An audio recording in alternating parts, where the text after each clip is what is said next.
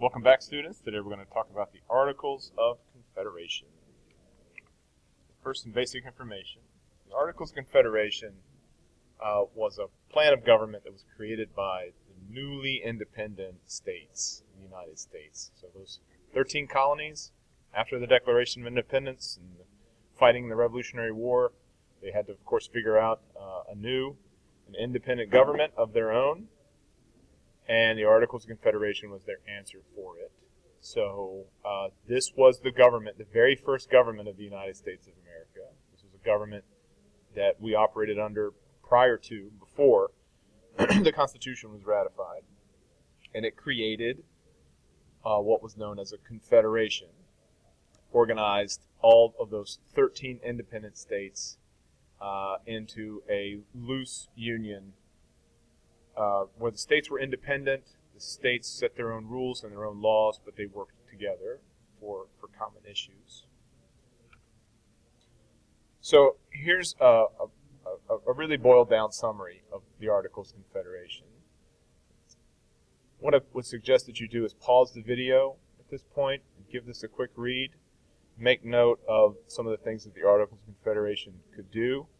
Maybe also make note of some things that you notice are missing from this, some powers of government that you would expect to see on a list that aren't here, and just think about sort of the Articles of Confederation as a complete package, and make a judgment as to how effective you think this system of government might have been. I'll give you a few seconds, pause the video, and we'll get back into it.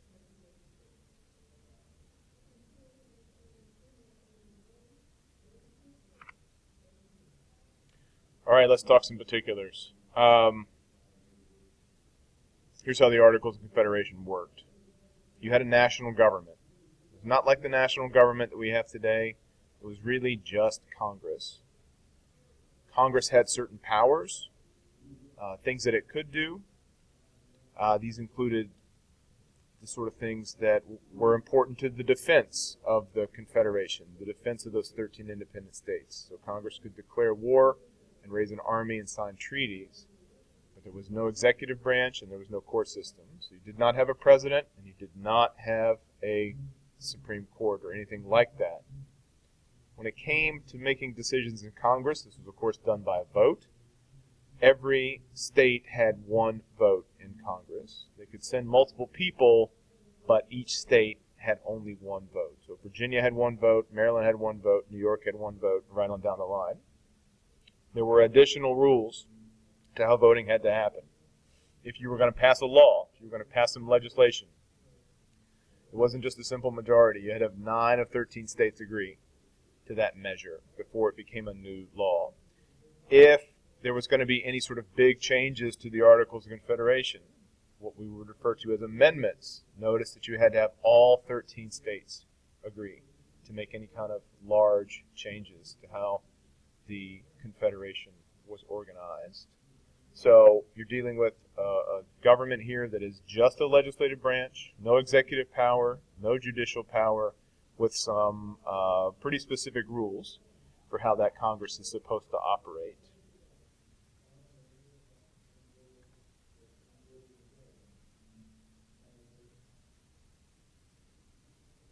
Congress faced additional limitations. And these limitations were designed to protect the sovereignty of the states. The state-level government was considered to be the most important level of government during the era of the Articles of Confederation. So some other things that Congress could not do, could not take away any state's sovereignty. The decisions of Congress had to be enforced by the states themselves. So Congress could make a decision, could make a law, but it relied on the states to back them up. And one really important limit that had a significant impact on things was Congress could not levy taxes. It could not demand money from the states or from the people. So you can imagine that this was a big problem.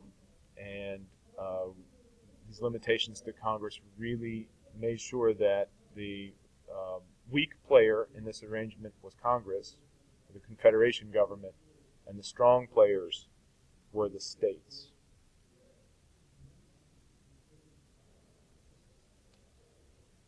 Stop for a second again and think about some problems that this arrangement might create. And while you're thinking about those, the other thing that you can think about is maybe why early Americans, Americans who had just freed themselves from British control, would want to design a government that looks this way. So hit pause on the video, take a few moments to think about that, and we'll start back up in a second.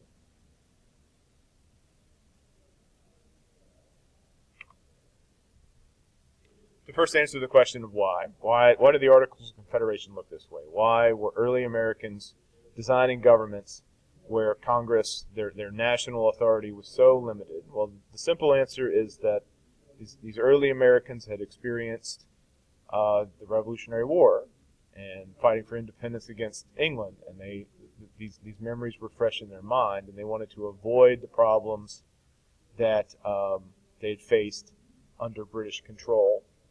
So if you think about the problems that Americans had with British taxation, they're thinking about that when they are designing rules for Congress that prevent the Confederation Congress from taxing them.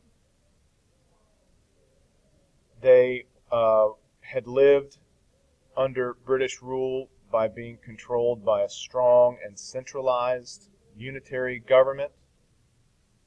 And so the natural inclination for American leaders during the Confederation was to design something that was the opposite of that. They wanted to prevent problems of tyranny.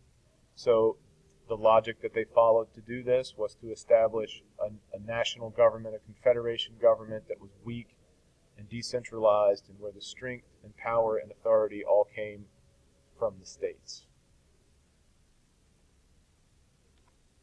So here are the problems that came out of designing a government that way. These American leaders really thought they were making a good decision when they designed the Articles of Confederation. You could see where they were coming from. They had just sort of escaped the oppressive rule of Great Britain. So they wanted to do something that was different. And even though they had good intentions, some unintended consequences creeped in. The first unintended consequence was the problem that came in making decisions. Each state had a lot of strength and authority within its own boundaries, but if the 13 states together needed to make a decision that affected all of them, the process of making that decision was slow and very ineffective. This was because each state could set their own rules, and Congress, even if it was able to make a decision with those stringent voting requirements, had to rely on the states to back up that decision. And most importantly, the states controlled the money. So if the Confederation Congress needed to pay for things, they essentially had to go and beg the states for money, and in many cases, those states were not going to give up any of their funds so that the federal government, the national government, the Confederation government, could do its thing. You had a serious string of money problems during this time that came from the fact that Congress could not levy taxes, could not regulate any trade. The government of the Confederation was always poor, never had enough money to pay for its expenses, and trade between the colonies was chaotic and unruly because every state was sort of kind of out for themselves. There was no one level playing field, one rule book that they all followed.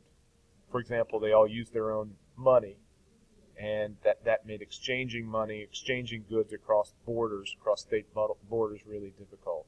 And for this reason, Americans began to see their economy suffer, and you had lots and lots and lots of money problems arising that many everyday Americans at this time felt.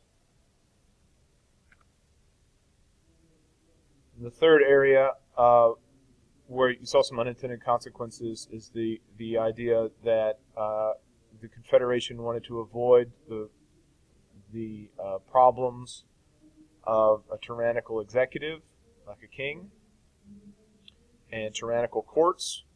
So when they designed a government that was just Congress, they did away with those two things or never incorporated them in the first place. But here's the problem that arises from a system that's designed along those lines. If you don't have an executive, you can't enforce your decisions.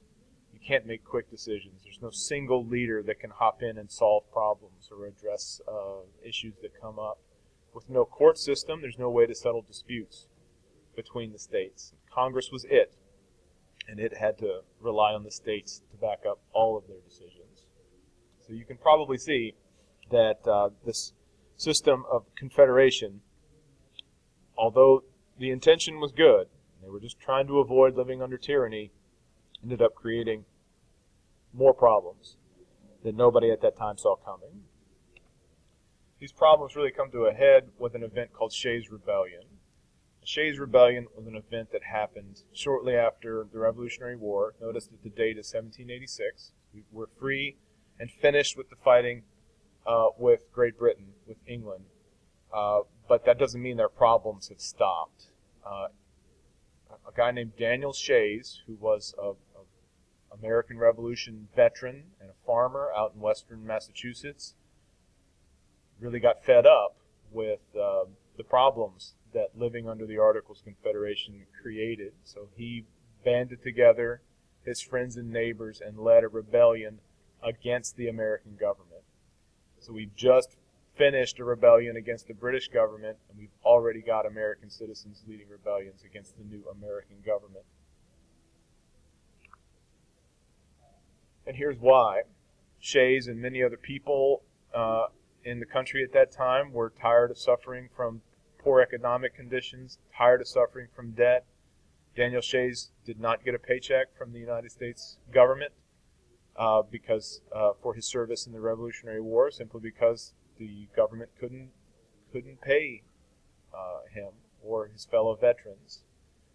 State governments were trying to make up for problems by levying heavy taxes, and there was not a lot of accountability between the government and the people. The United States, was able to put down Shays' Rebellion. He was defeated before he could make any major changes, but the event did lead American leaders to realize that the Confederation was not a great idea, and that there were lots of problems that they needed to address. Shays' Rebellion was just kind of the indicator that things were going poorly. So it was at this time and with this event that American leaders decided they needed to do some serious revisions to the Articles of Confederation. And so Shays' Rebellion is remembered as the event that really got us thinking critically about being a confederation and if there was perhaps a better option that we could employ. So we're looking at a situation where significant changes need to be made to our government. You can finish out your notes with that last section down at the bottom. Reflect on this question. If you could improve the Articles of Confederation, what changes would you make and why? Be thinking about that, and we will talk about it in class.